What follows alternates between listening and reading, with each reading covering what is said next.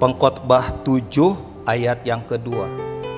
Ayat ini berkata begini: pergi ke rumah duka lebih baik daripada pergi ke rumah pesta, karena di rumah dukalah kesudahan setiap manusia.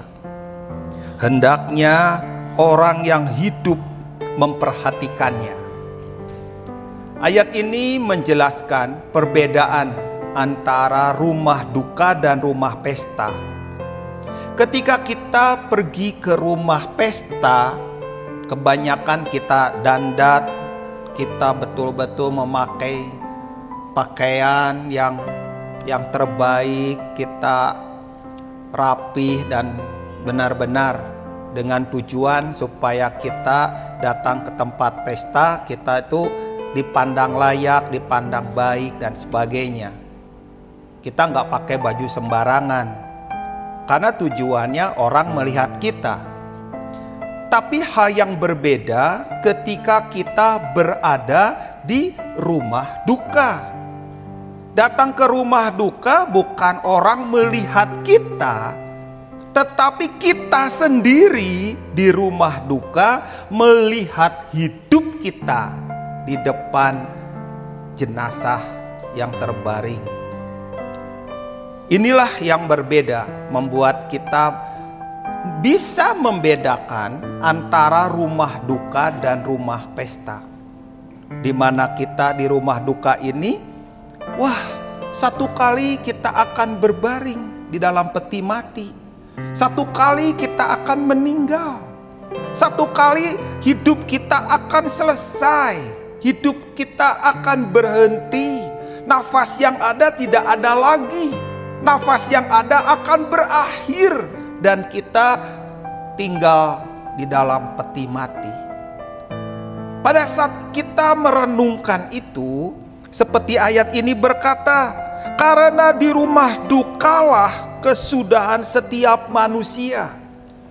Kita melihat setiap orang yang ada di dalam rumah duka ini yang meninggal, itu tanda kesudahannya sudah selesai sebagai manusia yang hidup di muka bumi.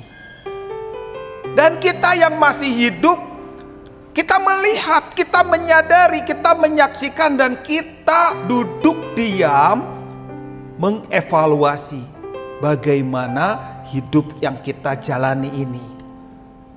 Ada orang-orang mempunyai kehidupan yang sembarangan. Ada orang-orang yang mempunyai kehidupan yang hati-hati. Ada orang-orang yang menganggap bahwa gak perlu perkara-perkara yang rohani. Tapi ada orang-orang mengatakan sangat perlu perkara rohani ini karena ini menyangkut kekekalan. Jadi di rumah duka inilah kita akan banyak mengevaluasi tentang langkah-langkah hidup kita, tentang apa yang kita perbuat yang lalu, supaya pada saat di depan, di masa-masa yang akan datang, langkah kita nggak melenceng lagi, nggak salah lagi, nggak sembarangan lagi, nggak hidup dalam dosa lagi, tapi kita hidup mendekat kepada Sang Pencipta. Disinilah perbedaannya. Tidak mungkin dalam rumah pesta ada orang merenung bahwa hidup akan segera meninggal. Di rumah dukalah kita akan paham bahwa setiap kita akan berakhir, akan mencapai sebuah titik. Dan titik itu gak ada lagi. Selesai, kelar. Namun sebagai orang-orang Kristen, Yesus berkata, akulah jalan, kebenaran dan hidup. Ada bagian yang Yesus katakan kepada kita sebagai suatu janji bahwa akulah jalan. Ada begitu banyak orang mencari jalan supaya mereka sampai dalam kekekalannya dan mereka hidup dalam kenikmatan di surgawi. Tapi orang banyak gak akan sampai karena jalan yang ditempuh tidak akan sampai kepada tujuan. Tapi Yesus berkata, akulah jalan. Artinya, siapa yang percaya kepadaku, kamu akan memperoleh jalan itu.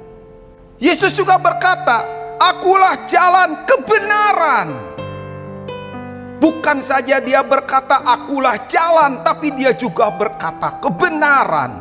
Artinya dialah sang kebenaran yang membuat kita sampai ke rumah Bapa surgawi, yaitu kekekalan yang abadi. Yesus juga berkata, bukan saja akulah jalan kebenaran, tapi juga hidup. Yesus satu-satunya yang hidup dari kematian. Yesus satu-satunya yang naik ke surga. Dia akan bawa orang-orang yang percaya kepadanya. Disinilah perbedaannya. Karena itu di rumah duka kita akan belajar, kita mengevaluasi diri, kita mengintrospeksi diri, kita benar-benar menyadari bahwa setiap orang akan punya yang namanya titik kematian. Titik kematian itu. Titik kematian itulah yang membedakan seorang dengan yang lain. Karena itu selalu dalam Kristus ada harapan.